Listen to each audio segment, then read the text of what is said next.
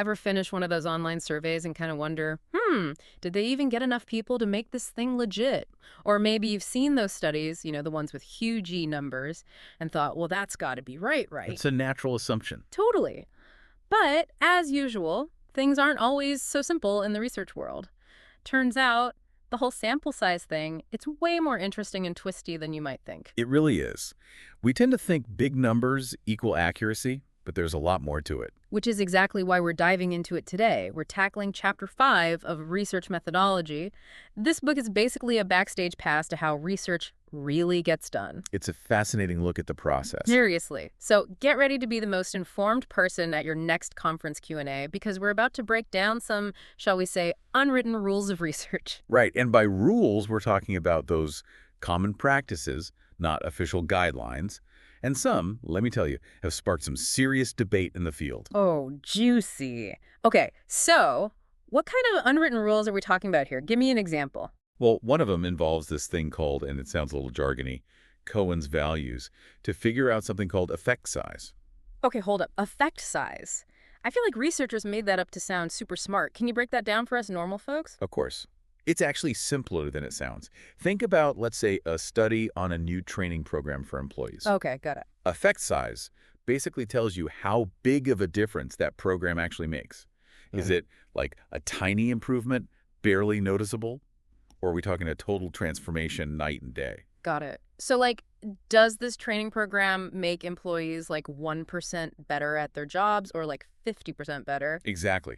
Now, Cohen, this researcher, he tried to put these differences into categories small, medium, large to make it all more organized. There's always a but. Always. Even Cohen, he admitted that those categories, totally subjective. What? Yeah.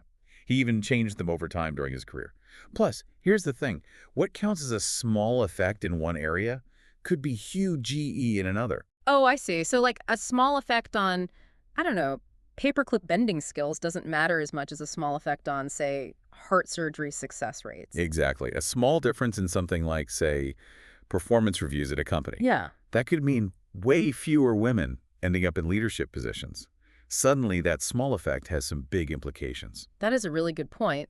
So even if a study is all excited about a huge effect size, we have to think about the context, right? Like what seems small statistically could actually be a big deal in the real world. 100%. It's all about context. Now, this chapter, it also talks about another one of these unwritten rules. This time, it's about something called a type I error rate, which is often shown by, get ready for it, the Greek letter alpha. Usually it's set at 0.05. Okay, you lost me at Greek letters. Type I error rate. Mm-hmm. That just sounds scary, honestly. What is that in plain English? Basically, it's how much risk a researcher is willing to take. The risk of being wrong when they say something is going on in their study. Like, how comfortable are they with the idea that they might be seeing something that isn't really there? So it's like saying, we might be wrong, but we're okay with that.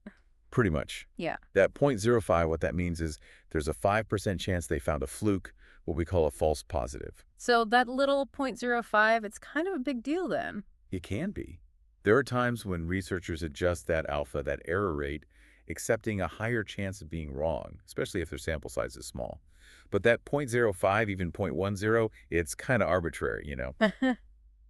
What matters more is thinking about how bad it would be to be wrong in that particular study. Like imagine saying a training program is a miracle worker when it's really a dud. You'd have companies wasting time and money trying to implement it. Yeah, I wouldn't want to be in charge of that budget. Are there ever situations where, like, even a tiny chance of being wrong is a really big deal? Absolutely. Medical research for sure. You really don't want to be wrong when you're testing a new drug or treatment.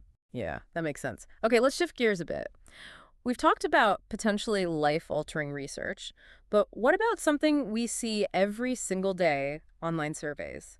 They're everywhere. Exactly. And this chapter made me really stop and think about them. Like, it brings up this whole thing about online identity. Are we really who we say we are online? It's a really good question. Right, because it's not like you need to show ID to take a survey. And that's the heart of the issue. It's incredibly easy to create a fake persona online. This chapter talks about this big risk of false identities popping up in web-based research. People might fudge the truth a bit or even take the same survey multiple times. Wait, people actually do that. Why would someone, go through the trouble? Think about it. Let's say you're trying to make some extra cash online, and some surveys pay, like a few bucks each. Suddenly bending the truth or even inventing a whole new identity to take more surveys, it becomes tempting. This chapter actually mentions how some people on those online platforms, like MTurk, they completely bailed when asked to prove they were who they said they were. Oh, wow. Talk about shady. Okay, so for those of you listening, how can you make sure the research you're reading is legit, especially when it comes to online stuff? How do you separate the real deal from the fakes? That's where it gets really interesting. This chapter, it's like they give researchers a whole toolkit to deal with this. We're talking analyzing IP addresses, using these things called threat scores to figure out if someone's being honest about who they are. It's like digital detective work to keep the data clean. So not only do you have to be an expert in like psychology or sociology, you also have to be an internet detective. It's essential. Wow, that's wild. This whole conversation has me looking at research in a whole new light. Now, this chapter also goes deep on data itself, especially about how researchers use info that's already out there, what they call archival databases. Ah. I'll admit, when I first saw those words, I wasn't exactly hooked, but Oh, but they are fascinating. Think of them like, I don't know, treasure chests full of insights, just waiting for researchers to unlock them. okay, you've piqued my curiosity. Give me the rundown. What's so amazing about these archival databases? Okay, imagine you're a researcher, right? Mm. And you suddenly have access to data going back decades on practically anything you can think of. Companies, entire industries, even whole countries. Wait, seriously, what kind of data are we talking about here? Like, give me the nitty-gritty. Oh my goodness, where do I even begin?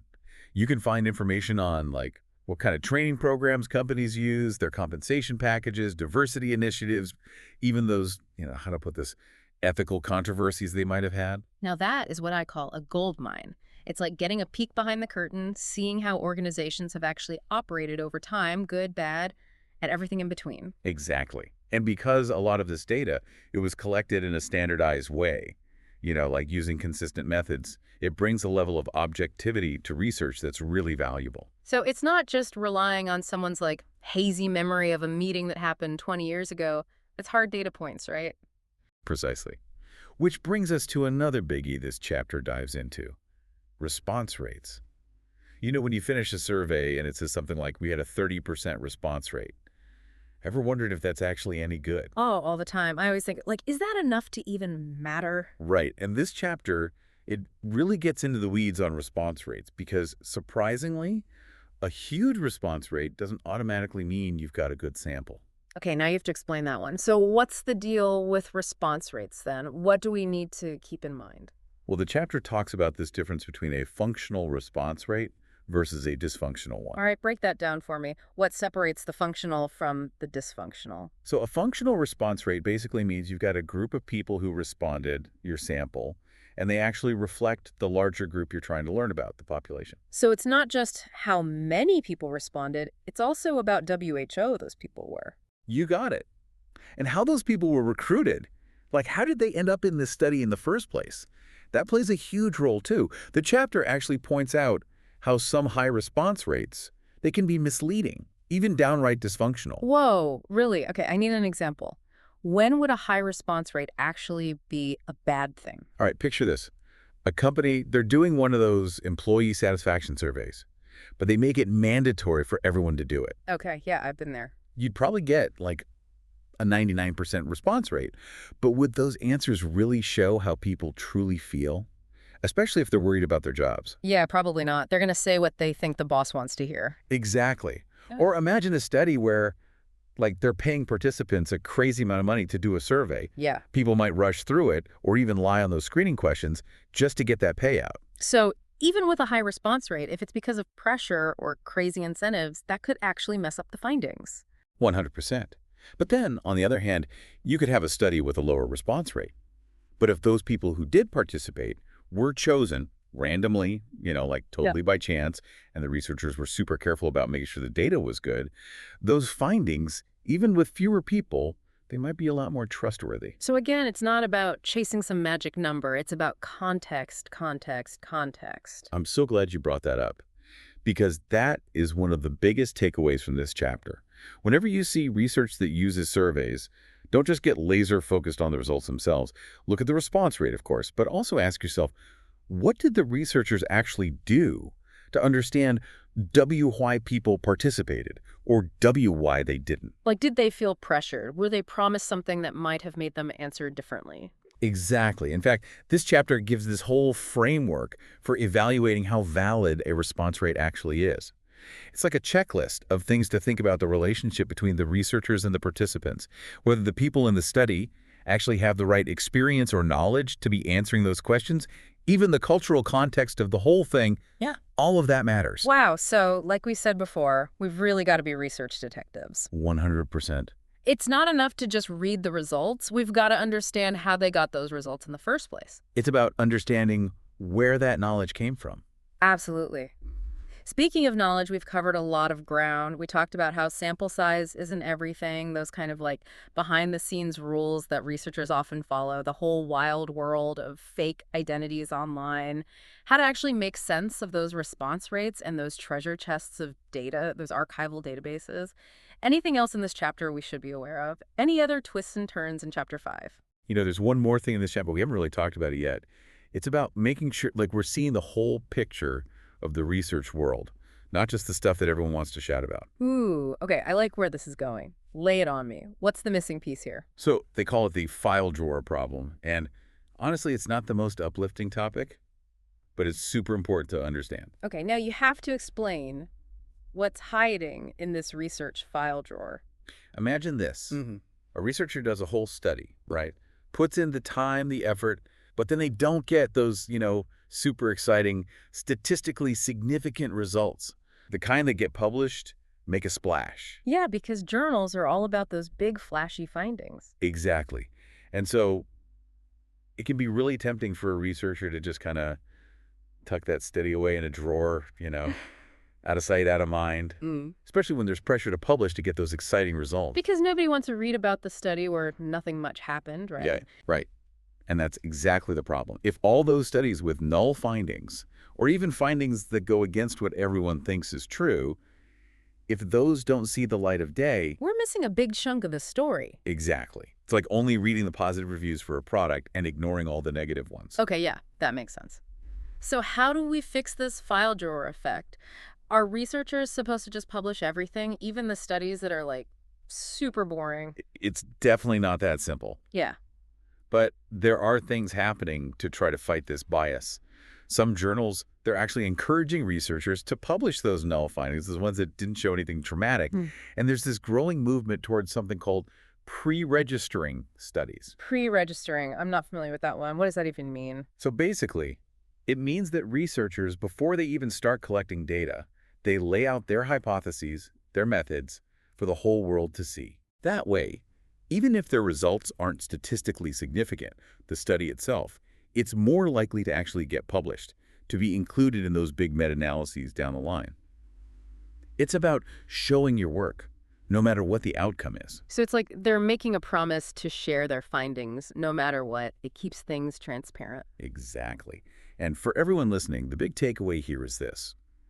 Whenever you see research, especially if it's presented as the final word on a topic, be a little skeptical. Look for those different perspectives, the studies that might challenge what everyone thinks is true. Because even those overlooked studies, the ones that don't get the headlines, they could have valuable information, right? Absolutely. Never underestimate the power of a null finding. It could be the key to unlocking a whole new avenue of research. This whole deep dive into Chapter 5 has been amazing.